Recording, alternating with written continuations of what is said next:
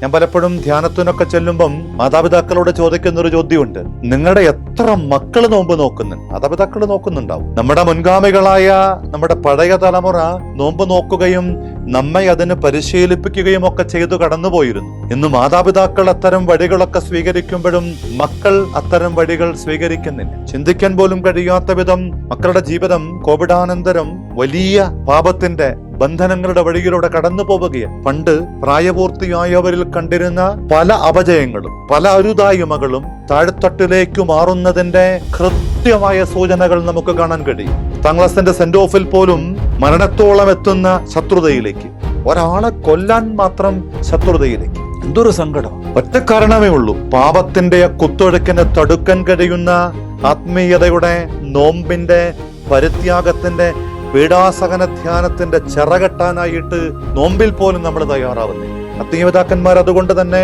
ആവർത്തിച്ചു പറയും, ഒരു ഡാം ഉണ്ടാകണമെങ്കിൽ അതിന്റെ പുറകില് ഇത്തരം ചില തടഞ്ഞു നിർത്തലുകളൊക്കെ ആവശ്യമുണ്ട്. ഇടുക്കി ഡാമും വയനാട്ടിലെ ബാണാസുര ഡാമും ഒക്കെ നമ്മൾ പണിതപ്പം ചില കുടിയിറക്കലുകളൊക്കെ ഉണ്ടായി, ചില ആളുകളെയൊക്കെ ഒഴിപ്പിക്കേണ്ടി വന്നു. ഇതെല്ലാം സംഭവിക്കുമ്പോഴും ഒരു കാര്യം നാം മനസ്സിൽ മായാതെ കുറിച്ചിടണം, ഈ പാപത്തിന്റെ കുത്തൊഴുക്കിനെ തടയാൻ പര്യാപ്തമാകുന്ന ഒരു കാലമാണ് നോമ്പുകാലം. ശ്രദ്ധയോടുകൂടെ ജാഗ്രതയോടുകൂടിയിട്ട് ഈ തടയണ കെട്ടുന്ന ആത്മീയ കർമ്മങ്ങൾ, നോമ്പിന്റെ, പരിത്യാഗത്തിന്റെ, പ്രാർത്ഥനയുടെ, ദാനധർമ്മത്തിന്റെ വഴികളെ ഇതിനോട് ചേർത്ത് പിടിച്ച് ഇതിനെ കുറേയും കൂടെ ഉറപ്പുള്ളതും കരുത്തുറ്റതുമാക്കാൻ ഈ നോമ്പിലൂടെ നമുക്കാകണം. പാപത്തോട് സർപ്പത്തിൽ നിന്ന പോലെ അകലം പാലിക്കാൻ നമ്മെ കരുത്തുറ്റവരാക്കി മാറ്റും. വേദപണ്ഡിതനായ ഒറിജന്റെ വാക്കുകള്, ക്രിസ്തുവിന്റെ മരണം ഒരാത്മാവിൽ അരങ്ങേറുമ്പോൾ അത് നമ്മുടെ ജീവിതത്തിൽ നമ്മളൊന്ന് ധ്യാനമാക്കുമ്പം പാപം അയാളെ കീഴടക്കി. ക്രിസ്തുവിന്റെ പീഡാസഹനങ്ങളും മരണവും നമ്മുടെ ധ്യാനമായി കഴിയുമ്പം